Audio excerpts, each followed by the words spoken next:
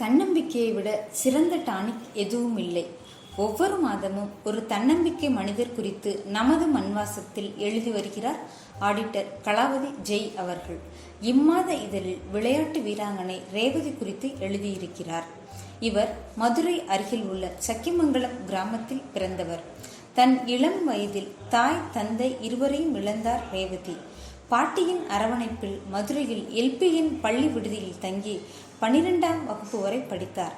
பள்ளி படிப்பை முடித்தவுடன் வீழ்ந்திருந்த குடும்ப பொருளாதாரத்தை மீட்டெடுக்க என்ன செய்யலாம் என்பது குறித்து யோசித்தார்.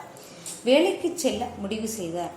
வேலைக்காக ஒரு நாள் ரேஸ்கோர்ஸ் மைதானத்தை கடந்து செல்லும் பொழுது அங்கு விளையாட்டுப் போட்டிகள் நடந்து கொண்டிருந்தன. விளையாட்டில் ஆர்வமுள்ள ரேவதியின் கால்கள் ரேஸ்கோர்ஸ் நோக்கி நகர்ந்தன.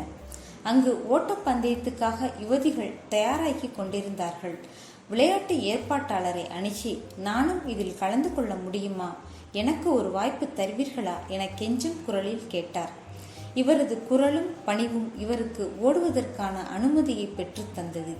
செருப்பு ஷூ இல்லாமல் களம் கண்டார். இவருடைய ஓட்டத்தை பார்த்த அனைவரும் வியப்பில் ஆழ்ந்து உறைந்து போனார்கள் என வீராங்கனை ரேவதி குறித்து முன்னோட்டம் தரும் கட்டுரையாளர் கலாவதி பின்னர் அவர் எப்படி வெற்றி கண்டார் என்பதனை விளக்கியுள்ளார். வாசிப்பவர்கள் மனதில் தன்னம்பிக்கை விதைகளை தூவும் இந்த கட்டுரையினை வாசிக்க இம்மாதம் நமது மண்வாசம் இதழ் வாங்குங்க, வாசியுங்க.